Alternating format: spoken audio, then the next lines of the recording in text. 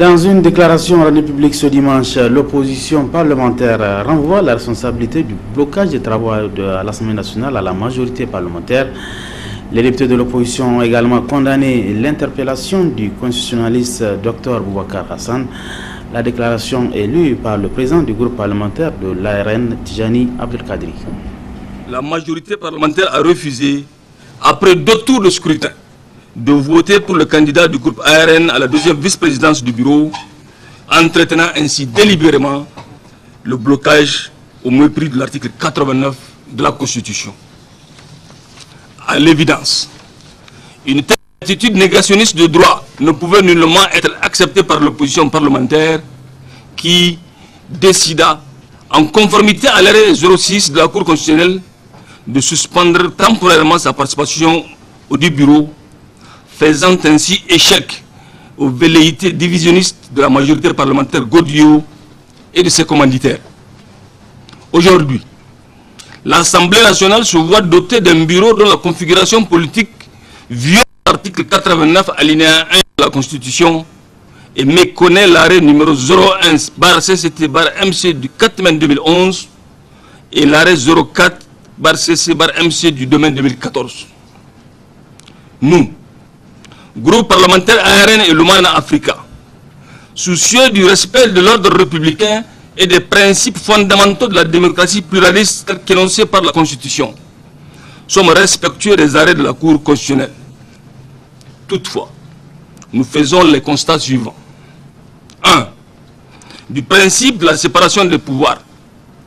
L'article 89, alinéa 2 et alinéa 3 de la Constitution confère au président de l'Assemblée nationale la prérogative de respecter et de faire respecter les principes de la séparation des pouvoirs. Cette prérogative a pour corollaire la non-ingérence d'une institution constitutionnelle dans le fonctionnement des autres, le respect strict par chaque institution de ses propres attributions et celles dévolues aux autres. Toute immixtion dans les attributions des autres institutions et toute décision extra petita ne sont que des abus de pouvoir. Du droit à la défense. Ce droit universellement reconnu et consacré par l'article 20 de la Constitution, duquel découle le principe du contradictoire, a été méconnu au président de l'Assemblée nationale et au président des groupes parlementaires de l'opposition lors du processus ayant abouti aux arrêts numéro 4 du 2 mai 2014 et numéro 6 du 14 mai 2014. 3.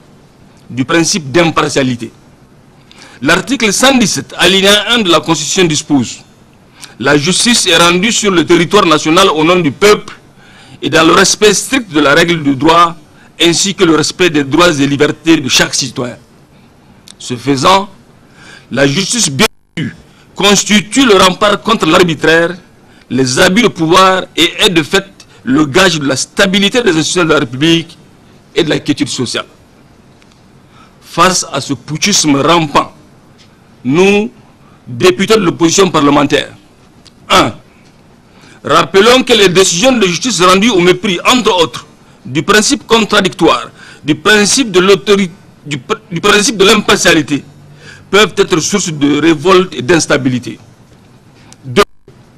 Accusons la majorité parlementaire aux ordres, incapable de destituer le président de l'Assemblée nationale par des voies constitutionnelles, de vouloir y parvenir au forceps par des voies illégales en induisant en erreur certaines institutions. 3.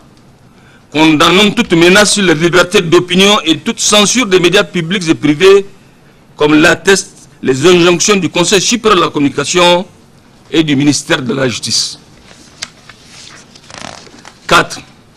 Dénonçons et condamnons vigoureusement l'interpellation du constitutionnaliste Boubacar Hassan, dont le seul tort est d'avoir émis un avis technique sur une décision de justice en sa qualité d'enseignant-chercheur, alors qu'au même moment, d'autres voix moins autorisées se répandaient sur le même sujet dans les médias publics et privés sans en être nullement impliqués.